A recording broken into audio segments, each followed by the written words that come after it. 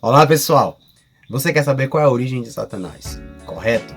Você já ouviu muita gente dizer que ele era um anjo de luz e você repete isso sem nunca ter averiguado. E aí, essa informação é verdadeira? Fica comigo, vamos aprender um pouco sobre isso.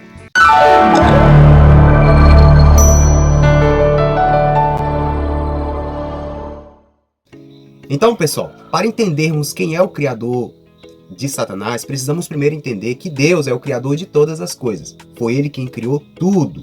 Em Colossenses capítulo 1, versículo 16, está escrito que tudo foi feito por ele e para ele. Então Deus criou todas as coisas. Deus criou também Satanás. Agora, qual foi a condição em que Deus criou Satanás?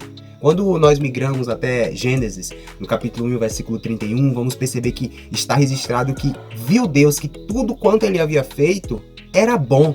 Então, se Deus criou Satanás, então Deus criou ele em um estado bom, criou ele como uma boa criatura.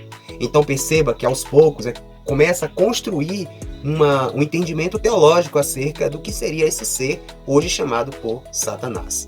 Existem alguns textos na Bíblia, por exemplo, Isaías capítulo 14 e Ezequiel capítulo 28, que são textos proféticos, onde profetas profetizam contra grandes reis famosos da terra. Esses textos, nós entendemos que se fizermos uma leitura literal, nós temos algumas limitações, mas entenderemos que o texto refere-se a reis famosos da terra. Quando fazemos uma leitura mais aprimorada, percebemos que há um duplo destinatário, tanto para os reis famosos como para um ser obscuro, que entendemos por construção teológica que vem a ser esse anjo criado bom e tornado-se mal. Por que é que nós, ao fazermos uma leitura literal do texto, percebemos as limitações? Porque na leitura literal, Ezequiel capítulo 28, por exemplo, está escrito: estivestes no Éden, jardim de Deus. Obviamente não estava falando para aquele homem, aquele rei. O mesmo texto diz: eras querubim ungido. E o texto de Isaías 14, do versículos do 12 ao 14, faz o mesmo. Apresenta um ser que não é, obviamente, o rei famoso. Muito pelo contrário, parece ser uma figura espiritual.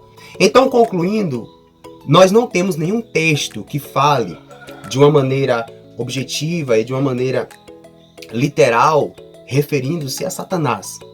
Nós entendemos, por esses fragmentos de textos espalhados na Bíblia, que é possível construir um entendimento espiritual acerca de quem vem a ser esse anjo. Provavelmente era um anjo de luz anteriormente e que foi derrubado dos céus.